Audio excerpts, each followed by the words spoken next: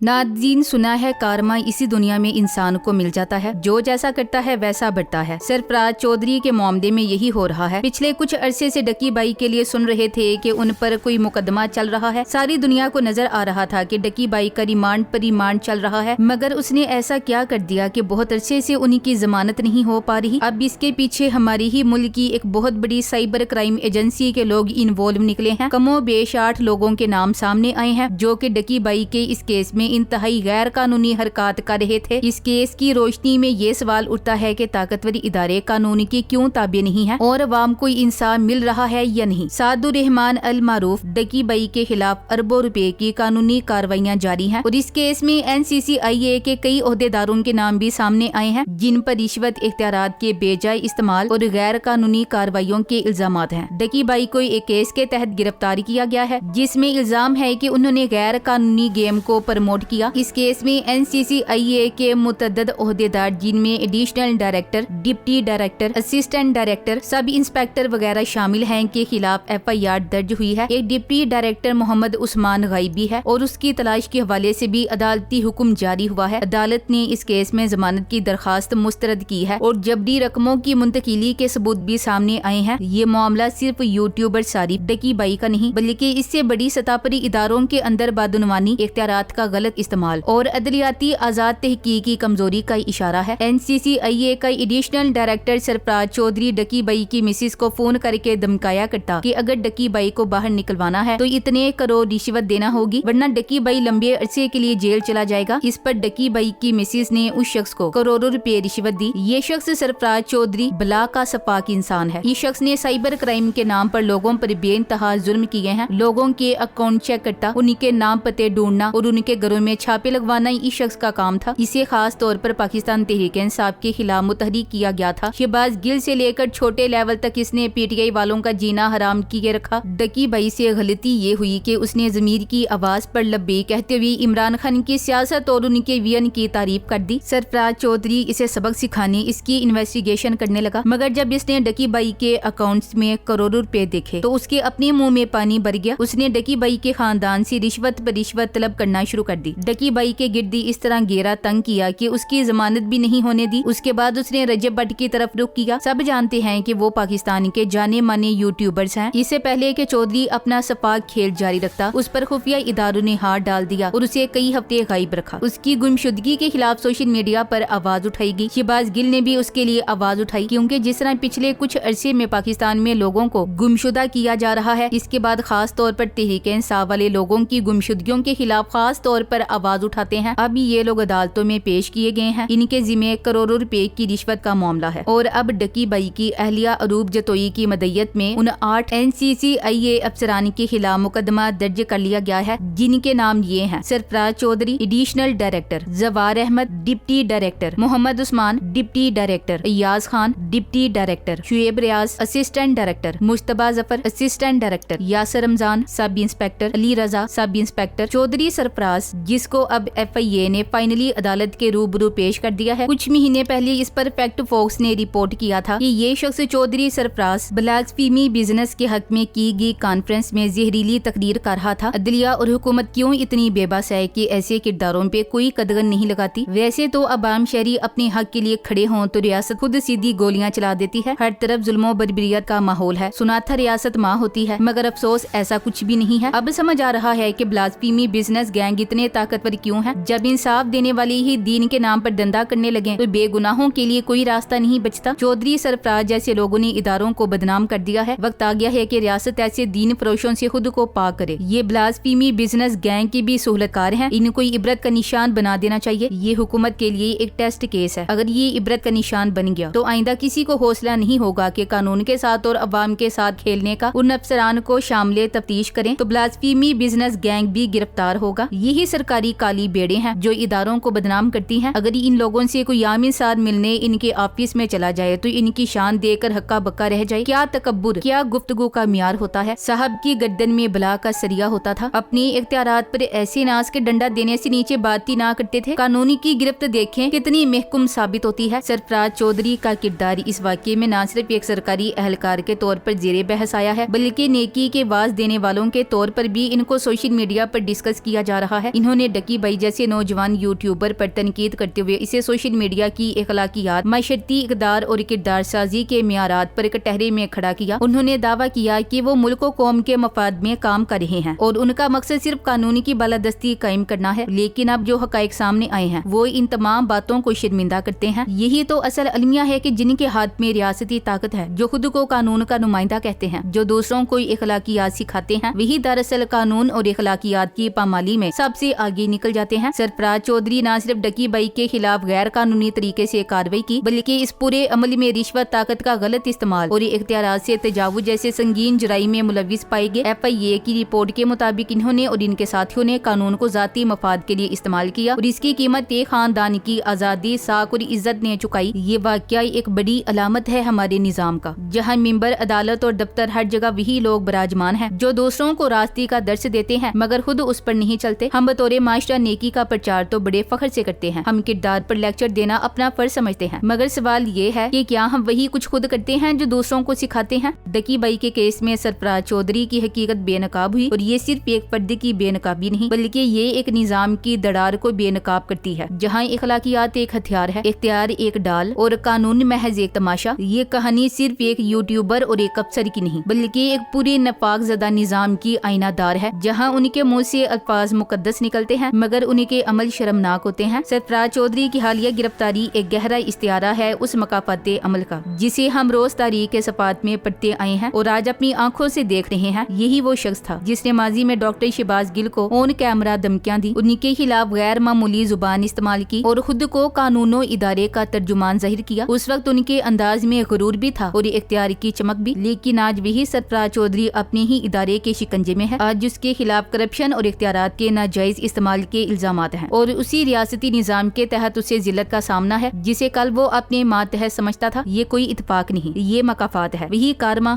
जिसे हमारे दीन में अदले खुदाबंदी कहा जाता है। अल्लाह जिसे चाहे इज्जत देता है और जिसे चाहे जिल्लत में गिरा देता है। ये वाकया सिर्फ सरफराज चौधरी की जाती रुसवाई नहीं बल्कि एक बड़ी याद दहानी है उन तमाम अहलकारों, ताकत के नशे में चूर अफसरान और इख्तियार के ज़म में बोलने वालों के लिए कि जो आज कानून के नाम पर दूसरों को रोंदते हैं, कल वही कानून उन्हें निशानी इबरत बना सकता है। ताकत, ओहदा, वर्दी या कुर्सी सब आजिजी हैं, असल चीज किरदार, अदल और आजिजी है। सरफराज चौधरी का अंजाम उन तमाम मिंबर नशीनों के लिए एक वाज़ेह पैगाम है। आजकल किसी से बदला लेना हो तो सबसे आसान हल है ब्लास्फेमी केस में फंसा दो। सरफराज चौधरी भी इस खेल का अहम हिस्सा था। फैक्ट फोकस की एक रिपोर्ट में दावा किया गया है कि सरफराज चौधरी ने एक तकरीब में दिफाए वकला के लिए लोगों को धमकाया, कहा कि जो वकील ब्लास्फेमी केस का दिफा करेगा वो अल्लाह के घर में खुद को रुस्वा करेगा। इस रिपोर्ट के मुताबिक वो खुद ब्लास्फेमी इल्जामात की सदाकत की गवाही देने के लिए दस्तयाब रहते थे। Thanks for watching. Allah Hafiz.